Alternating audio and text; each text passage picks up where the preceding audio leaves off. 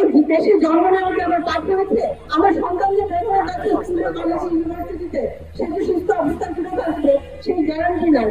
তো এই দেশে জন্ম নেওয়ার কি আমার পাপ হয়েছে? আমাদের পাপ হয়নি।